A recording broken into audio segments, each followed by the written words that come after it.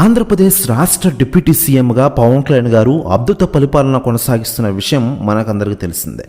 మరోవైపు ఆయన గురించి రాజకీయవేత్తలు కూడా గౌరవంగా స్పందిస్తున్న విషయం తెలిసిందే. మరోవైపు పవన్ కళ్యాణ్ గారు రాజకీయ సభల్లో అప్పుడప్పుడు ఆవేశంగా మాట్లాడుతుంటారు, సవాళ్ళు చేస్తుంటాడు. కానీ ఆయనకు కక్ష సాధింపు రాజకీయాలు ఇష్టం ఉండదని, పన్నుగట్టుకుని ఎవరిని టార్గెట్ చేయని అంటుంటారు. ఎన్నికల ఫలితాల అనంతరం వైసీపీ వాళ్ల మీద ప్రతీకార దాడులు జరుగుతుంటే వాటిని నివారించడానికే పవన్ చూశారు. 1-2 సార్లు అలాంటి చర్యలకు వెళ్లొద్దని టీడీపీ జనసేన వాళ్లకు పిలుపునిచ్చిన విషయం విదితమే.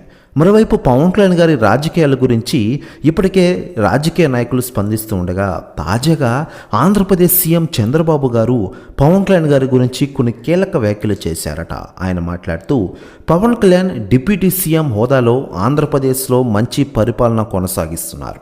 మంత్రి అయ్యి మొదటిసారైనా కూడా తన నాయకత్వ లక్ష్యాలను బయటపెట్టి ప్రజలకు మంచి సేవ చేయాలని తప్పిస్తున్నారు. ఇండియాలో పవన్ కళ్యాణ్ని మించిన లీడర్ ఒక్కడూ లేడు.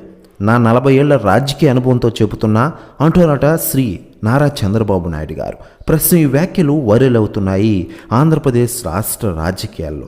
మరోవైపు పవన్ కళ్యాణ్ గారు ఆంధ్రప్రదేశ్ డిప్యూటీ సీఎం పదవి చేపట్టి నుంచి తన మార్క్ రాజకీయ పాలనతో దూసుకెళ్తున్నారని చెప్పుకోవచ్చు.